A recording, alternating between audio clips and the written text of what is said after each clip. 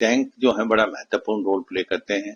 तो ऐसे में एंटी टैंक मिसाइल जिस प्रकार से भारत लेने वाला है, वो भी आने वाले टाइम में गेम चेंजर होंगे, फोर्स मल्टीप्लायर होंगे, और ये भी आने के समय में ये चेंज ऑफ टेक्नोलॉजी होगा, ये फिर बाद में भारत में ही बनेंगे। जिस तरह से सर हालात चल रहे हैं, इस तरह में जो डिफेंस का बजट कितना महत्वपूर्ण रहेगा? देखो, ये सच्चाई है कि इस बार का डिफेंस बजट बहुत ही महत्वपूर्ण था। 15 से 20% उसमें बढ़ोतरी हुई है, और सबसे ज्यादा इम्पोर्टेंट चीज है जो कैपिटल इसके अंदर फंड होते हैं, उसके अंदर करीब 21% की बढ़ोतरी हुई, और कैपिटल फंड ही है जो आप मैकेनाइजेशन मॉडर्नाइजेशन के लिए इस्तेमाल होता है। तो इस बार जो फोकस है कि भारत के तीनों अंग, आर्मी, एयरफोर्स, नेवी, उनको मॉडर्नाइज किया जाए, ज्यादा से ज्यादा हथियार भारत खुद बनाए, और यही नहीं, कॉन्सेप्ट हो make in India made for world. देखो, सच्चाई है जो P8I अभी इस प्रकार के ड्रोन्स हैं जो कि प्रेडेटर ड्रोन्स हैं, जिनके कैपेबिलिटी क्षमता बहुत है, क्योंकि भारत के अंदर इंडियन ओशन जो है बहुत बड़ा है, और भारत को उसको एक प्रकार से कंट्रोल में रखना है, रेकी करना है, सर्वेलेंस करना है। चीन जो है अभी इंडियन ओशन में अपना दबदबा बनाने की कोशिश कर रहा है, उसकी स्पाई शिप भी आती हैं, उसकी सबमरीन भी आती हैं। तो ऐसे में भारत के पास काबिलियत और क्षमता होनी चाहिए कि जो हमारे ड्रोन्स हैं, P8I टाइप के जो एयरक्राफ्ट ड्रोन हैं, वो लंबा रास्ता जा सकें और दुश्मन के ऊपर निगरानी रख पाए। क्योंकि सच्चाई है कि ये जो 3.25 लाख करोड़ के जो सैंक्शन दी है आज डिफेंस एक्विजिशन काउंसिल ने, ये गेम चेंजर है।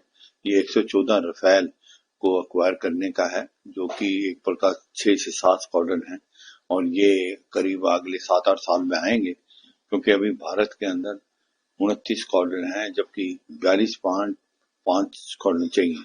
तो ऐसे में 4.5 जनरेशन का जो रफेल है उसकी बहुत जरूरत थी। पहले हमारे पास 2 स्क्वाड्रन है, और अब 6 से 7 स्क्वाड्रन आएंगे, जो करीब 114 रफेल हैं। और ये सच्चाई है कि ज्यादातर इसके सामान वो भारत में बनेंगे। 18 फ्लाइंग इन कंडीशन में आएंगे, और बाकी जो रफेल है वो भारत में बनेंगे, और इनके अंदर जो कंपोनेंट्स होंगे करीब 60% जो होंगे कि वो मेक इन इंडिया होंगे। तो ये आने वाले टाइम में इससे भारत की वायु शक्ति बहुत बढ़ेगी।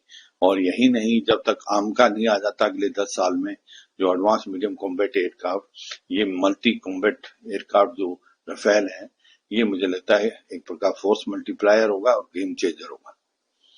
सर, और बाकी हमें जो इंडियन एयरफोर्स को किस तरह से मजबूती मिलने वाली है, किस तरह के जो है हथियार लिए जा सकते हैं?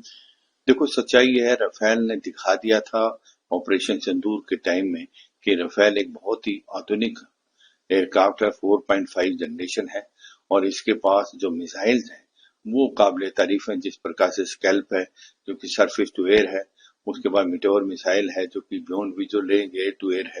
तो इससे भारत की वायु शक्ति की कैपेबिलिटी और क्षमता में बहुत ज्यादा बढ़ाव आएगा। और क्योंकि 114 एयरक्राफ्ट हैं जो करीब करीब 7 स्क्वाड्रन के करीब हो जाते हैं, वो जब आएंगे तो जो भारत ने पहले भी 2 स्क्वाड्रन ले चुका है, जो एक हम चीन के अगेंस्ट और एक पाकिस्तान के अगेंस्ट डिप्लॉयड है, और ये जब 7 स्क्वाड्रन और आ जाएंगे तो भारत के अंदर रफेल जो है 9 से 10 स्क्वाड्रन हो जाएंगे, और भारत की वायु शक्ति कैपेबिलिटी और क्षमता बहुत ज्यादा हो जाएगी। और ये भी सच्चाई है, इसके अंदर जो भी कंपोनेंट होंगे ज्यादातर वो भारत में बढ़ेंगे। 60% कंपोनेंट मेक इन इंडिया होंगे, और ये भी सच्चाई है कि इसके आने से एम्प्लॉयमेंट बहुत जनरेट होगी, R&D में पैसा लगेगा। तो एक ऐसा माहौल पैदा हो जाएगा जो इकोसिस्टम है डिफेंस के पॉइंट ऑफ व्यू से बहुत ही अच्छा होगा, और एक प्रकार फॉरवर्ड लुकिंग होगा।